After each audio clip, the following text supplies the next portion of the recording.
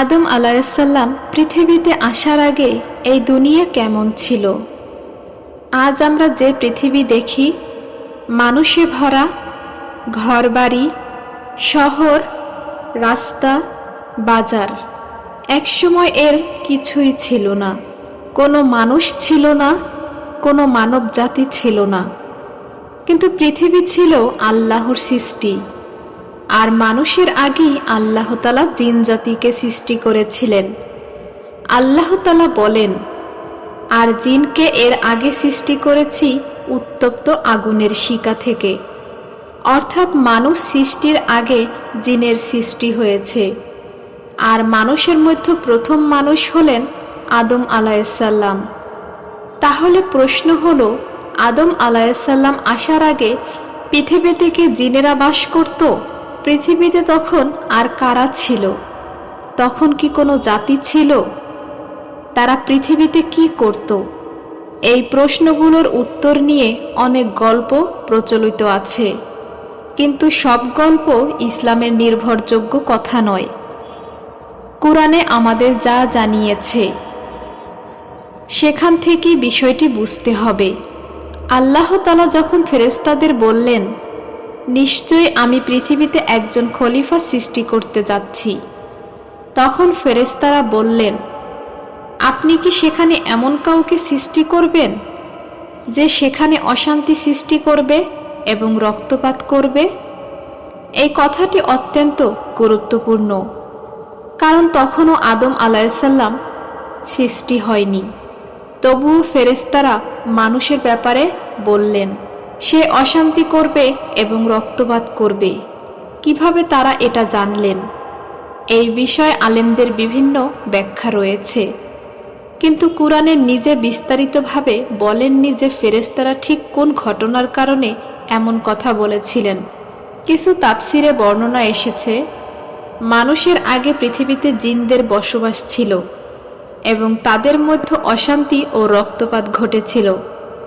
কিন্তু এই বিস্তারিত ঘটনাগুলোকে সহিহ হাদিসে নিশ্চিত ইতিহাস হিসেবে পাওয়া যায় না। তাই আমরা যতটুকু নিশ্চিতভাবে বলতে পারি ততটুকুতেই থাকব। জিন আল্লাহর সৃষ্টি। জিন মানুষ সৃষ্টির আগে সৃষ্টি হয়েছে, আর আদম আলাইহিসসালাম ছিলেন প্রথম মানুষ। এখন প্রশ্ন, জিনদের সৃষ্টি কিভাবে? আল্লাহ তাআলা বলেন, আর জিনকে তিনি সৃষ্টি করেছেন আগুনের শিকা থেকে। অন্যদিকে আদম আলাইহিসসালামকে সৃষ্টি করা হয়েছে মাটি থেকে। অর্থাৎ জিন ও মানুষ আল্লাহর দুই ভিন্ন সৃষ্টি। মানুষ মাটির সৃষ্টি, জিন আগুনের সৃষ্টি, কিন্তু দুজনেরই উদ্দেশ্য হলো আল্লাহর ইবাদত করা। আল্লাহ তাআলা বলেন, আমি জিন ও মানুষকে শুধু আমার ইবাদতের জন্য সৃষ্টি করেছি।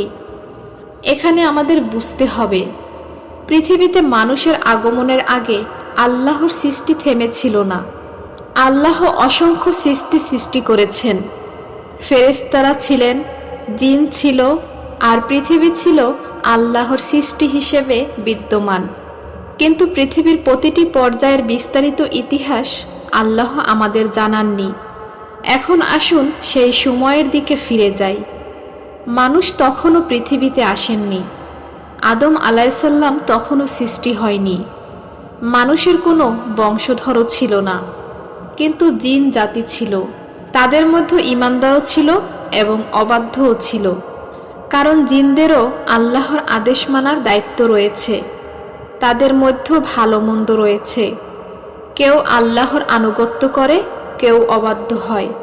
কুরআনে জিনদের একটি দলের কথা এসেছে, যারা কুরআন শুনে ঈমান এনেছিল। তারা বলেছিল, আমরা এমন এক বিস্ময়কর কুরআন শুনেছি যা সঠিক পথের দিকে নির্দেশ করে, তাই আমরা তাতে ঈমান এনেছি। অর্থাৎ জিনেরা শুধু কোনো অদৃশ্য অস্তিত্ব নয়, তাদেরও বোধশক্তি আছে। তারা কথা বলে, তারা শোনে, তারা সিদ্ধান্ত নেয়। তাদের মধ্যে মুসলিমও আছে, আবার অবাধ্যও আছে। কুরআনে জিনদের নিজেদের বক্তব্য উল্লেখ করে বলা হয়েছে, আমাদের মধ্যে কিছু সৎকর্মশীল এবং কিছু এর বিপরীত। আমরা বিভিন্ন মত ও পথে বিভক্ত। তাই জিন জাতি সম্পর্কে একটি বিষয় পরিষ্কার, সব জিন একরকম নয়, সব জিন শয়তান নয়, বরং শয়তান হলো অবাধ্য জিনদের অন্তর্ভুক্ত। আর ইবলিস সম্পর্কে আল্লাহ তাআলা বলেন, সে ছিল জিনদের অন্তর্ভুক্ত। এখন আসুন ফিরে যাই আদম আলাইহিসসালামের আগমনের মুহূর্তে। আল্লাহ তাআলা ফেরেশতাদের জানালেন, আমি পৃথিবীতে একজন খলিফা সৃষ্টি করব, অর্থাৎ পৃথিবীতে মানুষের একটি নতুন অধ্যায় শুরু হতে যাচ্ছে। আদম আলাইহিসসালামকে আল্লাহ মাটি থেকে সৃষ্টি করলেন। কুরআনে মানুষের সৃষ্টির জন্য বিভিন্ন শব্দ ব্যবহার করা হয়েছে, মাটি, কাদামাটি, শুকনো মাটি ইত্যাদি। আদম আলাইহিসসালামের সৃষ্টি ছিল আল্লাহর অসীম ক্ষমতার নিদর্শন। যে আল্লাহ মাটি থেকে একজন মানুষ সৃষ্টি করতে পারেন, তিনি অবশ্যই সব কিছু সৃষ্টি করতে সক্ষম। আল্লাহ তাআলা আদম আলাইহিসসালামকে আকৃতি দিলেন, তারপর তার মধ্যে রূহ ফুঁকে দিলেন। এভাবেই পৃথিবীর ইতিহাসে প্রথম মানুষ আবির্ভূত হলেন। আদম আলাইহিসসালাম তিনি ছিলেন মানবজাতির পিতা। তার আগে কোনো মানবজাতি ছিল এমন কোনো সহি প্রমাণ আমাদের কাছে নেই। তাই আদম আলাইহিসসালামের আগে পৃথিবীতে অন্য কোনো মানবজাতি ছিল এ কথা বলা ঠিক নয়। কিন্তু এখানে আরেকটি বড় ঘটনা ঘটল। আল্লাহ তাআলা ফেরেশতাদের আদম আলাইহিসসালামকে সিজদা করার নির্দেশ দিলেন। সবাই সিজদা করল, কিন্তু একজন করল না, সে ছিল ইবলিস। আল্লাহ তাআলা জিজ্ঞেস করলেন, আমি যখন তোমাকে আদেশ করলাম তখন তোমাকে সিজদা করতে কি বাধা ছিল? ইবলিস উত্তর দিল, আমি তার চেয়ে উত্তম। আমাকে আপনি আগুন থেকে সৃষ্টি করেছেন এবং তাকে সৃষ্টি করেছেন মাটি থেকে। এই একটি কথার মধ্যে ইবলিসের পতনের কারণ প্রকাশ হয়ে গেল। সে নিজের সৃষ্টি নিয়ে অহংকার করল। সে মনে করল আগুন মাটির চেয়ে উত্তম। কিন্তু আল্লাহর সামনে নিজের যুক্তি দাঁড় করানোই তার ধ্বংসের কারণ হলো। আল্লাহর আদেশের সামনে নিজেদের অহংকারকে প্রাধান্য দেওয়া, এটাই ইবলিসের অপরাধ। এখন প্রশ্ন আসে, ইবলিস কি আদম আলাইহিসসালামের আগে থেকেই ছিল? হ্যাঁ, কারণ আদম আলাইহিসসালামকে সিজদার নির্দেশ দেওয়ার সময় ইবলিস সেখানে উপস্থিত ছিল। আর কুরআনে স্পষ্টভাবে বলেছে ইবলিস জিনদের অন্তর্ভুক্ত ছিল, অর্থাৎ জিনদের অস্তিত্ব আদম আলাইহিসসালামের আগেই ছিল। কিন্তু জিনদের পৃথিবীতে ঠিক কী ধরনের জীবন ছিল, তারা কত বছর পৃথিবীতে ছিল, তাদের কতগুলো জাতি ছিল, তাদের রাজা কে ছিল, এ ধরনের বিস্তারিত বিষয় সহিহ কুরআন হাদিসের নির্দিষ্টভাবে বলা হয়নি। তাই এসব নিয়ে প্রচলিত গল্প নিশ্চিত ইসলামী ইতিহাস বলা যাবে না। তাহলে আদম আলাইহিসসালামের আগে পৃথিবীতে কারা বাস করত? সবচেয়ে নির্ভরযোগ্যভাবে আমরা বলতে পারি জিনদের অস্তিত্ব মানুষের আগে ছিল। কিছু তাফসিরে বর্ণিত হয়েছে যে তারা পৃথিবীতে বসবাস করত এবং তাদের মধ্যে অশান্তি ও রক্তপাত ঘটেছিল। এই কারণেই ফেরেশতারা যখন শুনলেন পৃথিবীতে একজন খলিফা সৃষ্টি করা হবে, তখন তারা প্রশ্ন করলেন, আপনি কি সেখানে এমন কাউকে সৃষ্টি করবেন যে সেখানে অশান্তি সৃষ্টি করবে এবং রক্তপাত করবে? কিন্তু কুরআনে এই কথার বিস্তারিত ব্যাখ্যা দেয়নি যে ফেরেশতারা মানুষের ভবিষ্যৎ সম্পর্কে কিভাবে জানলেন। তাই নিশ্চিতভাবে বলা যায় না ফেরেশতারা অবশ্যই জিনদের আগের ঘটনা দেখে এই কথা বলেছিলেন।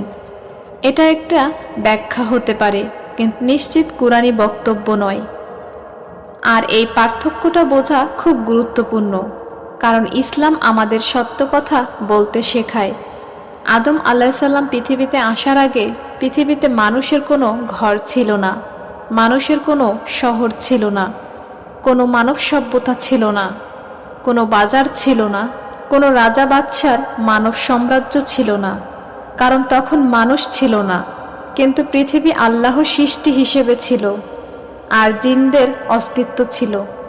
তবে জিনদের বসবাসের বিস্তারিত চিত্র আমাদের জানানো হয়নি। তারা কোথায় থাকত, কতগুলো দল ছিল, তাদের জীবনযাপন কেমন ছিল, তাদের মধ্যে কতজন ছিল, এসব বিষয় নিশ্চিত দলিল নেই। তাই এখানে থেমে যাওয়াই সঠিক, কারণ আল্লাহ আমাদের যে জ্ঞান দেয়নি সেটাকে নিজের কল্পনা দিয়ে পূরণ করা উচিত নয়। আরেকটি বিষয় মনে রাখতে হবে, আদম আলাইসাল্লাম পৃথিবীতে আসার আগে জিন ছিল, মানে পৃথিবীর সব জায়গায় জিনেরা বসবাস করত এমন কথা নিশ্চিতভাবে বলা যায় না। জিনদের সম্পর্কে কোরআনে আমাদের জানিয়েছে তারা মানুষের মতোই আল্লাহর সৃষ্টি এবং তাদের উপরও আল্লাহর বিধান রয়েছে। কিন্তু পৃথিবীর কোনো অংশে তারা বসবাস করত, কিভাবে বসবাস করত, এসবের বিস্তারিত তথ্য আমাদের কাছে নেই। তাই আদম আলাইসাল্লামের আগে পৃথিবীতে জিনদের রাজত্ব ছিল এমন কথাও নিশ্চিতভাবে বলা ঠিক হবে না। জিনদের রাজা ছিল অমুক, এমন কথাও সহি দলিল ছাড়া বলা ঠিক নয়। জিনদের সঙ্গে অমুক যুদ্ধ হয়েছিল, এটাও নিশ্চিতভাবে বলা যাবে না যদি তারা নির্ভরযোগ্য প্রমাণে না থাকে। ইসলাম ইতিহাসকে গল্প দিয়ে বড় করা নয়, বরং সত্য দিয়ে বোঝানোই আমাদের কাজ। তারপর পৃথিবীতে এলেও মানুষের যুগ। আল্লাহ তাআলা আদম আলাইসাল্লামকে সৃষ্টি করলেন, তাকে জ্ঞান শিক্ষা দিলেন, কুরআনে এসেছে, আর তিনি আদমকে সমস্ত নাম শিক্ষা দিলেন। এরপর ফেরেশতাদের সামনে আদম আলাইসাল্লামের জ্ঞানের মর্যাদা প্রকাশ পেল। আল্লাহ তাআলা আদম আলাইসাল্লামকে বিশেষ জ্ঞান দিয়েছিলেন। এভাবে মানুষের একটি বিশেষ মর্যাদা প্রকাশ পেল। তারপর আল্লাহ তাআলা ফেরেশতাদের আদম আলাইসাল্লামকে সিজদা করার নির্দেশ দিলেন। ফেরেশতারা আল্লাহর আদেশ পালন করলেন, ইবলিস করল না। এই ঘটনা শুধু আদম আলাইসাল্লামের ইতিহাস নয়, এটি মানুষের জন্য একটি শিক্ষা। কারণ পৃথিবীতে মানুষের সবচেয়ে বড় শত্রু হয়ে দাঁড়ালো ইবলিস। সে আদম আলাইসাল্লামের বিরুদ্ধে বিদ্বেষ পোষণ করল। সে আল্লাহর কাছে সময় চাইল, তারপর বলল সে মানুষের সামনে, পেছনে, ডান দিক ও বাম দিক থেকে আসবে এবং মানুষকে বিপদে নেওয়ার চেষ্টা করবে। কিন্তু আল্লাহর বান্দাদের উপর তার পূর্ণ ক্ষমতা নেই। আদম আলাইসাল্লাম ও তার স্ত্রী জান্নাতে ছিলেন। তারপর শয়তান তাদের ধোঁকা দিল। তারা সেই গাছের ফল খেলেন যেটি থেকে আল্লাহ তাদের নিষেধ করেছিলেন। এরপর তারা নিজেদের ভুল বুঝতে পারলেন এবং আল্লাহর কাছে ক্ষমা চাইলেন। তারা বললেন, হে আমাদের রব, আমরা নিজেদের উপর জুলুম করেছি। আপনি যদি আমাদের ক্ষমা না করেন এবং আমাদের প্রতি দয়া না করেন, তাহলে আমরা অবশ্যই ক্ষতিগ্রস্তদের অন্তর্ভুক্ত হয়ে যাব। আল্লাহ তাদের তওবা কবুল করলেন। তারপর তাদের পৃথিবীতে পাঠানো হলো। এভাবেই পৃথিবীতে মানুষের জীবন শুরু হলো। প্রিয় দর্শক, একবার চিন্তা করুন, যে পৃথিবীতে আজ কোটি কোটি মানুষ বাস করছে, সেই পৃথিবীতে মানুষের শুরু হয়েছিল একজন মানুষ দিয়ে, আদম আলাইসাল্লাম। তারপর তার থেকে মানবজাতি ছড়িয়ে পড়ছে। আজ আমরা বিভিন্ন দেশ, ভাষা, জাতি ও সমাজে বিভক্ত, কিন্তু আমাদের মূল একজন, আমাদের পিতা আদম আলাইসাল্লাম। আর আল্লাহ তাআলা আমাদের মনে করিয়ে দিয়েছেন মানুষকে তার রবের কাছে ফিরে যেতে হবে। তাই আদম আলাইসাল্লাম আগের পৃথিবীর ইতিহাস জানতে গিয়ে আমাদের সবচেয়ে গুরুত্বপূর্ণ বিষয়টি ভুলে গেলে চলবে না। আল্লাহ তাআলা আমাদের সৃষ্টি করেছেন উদ্দেশ্য নিয়ে। মানুষের আগে জিন সৃষ্টি করেছে, মানুষের আগে পৃথিবীর সৃষ্টি করেছে, কিন্তু মানুষকে পৃথিবীতে পাঠানোর পর তাকে দায়িত্ব দেওয়া হয়েছে। আর এই দায়িত্বের মধ্যে সবচেয়ে বড় হলো আল্লাহর ইবাদত করা।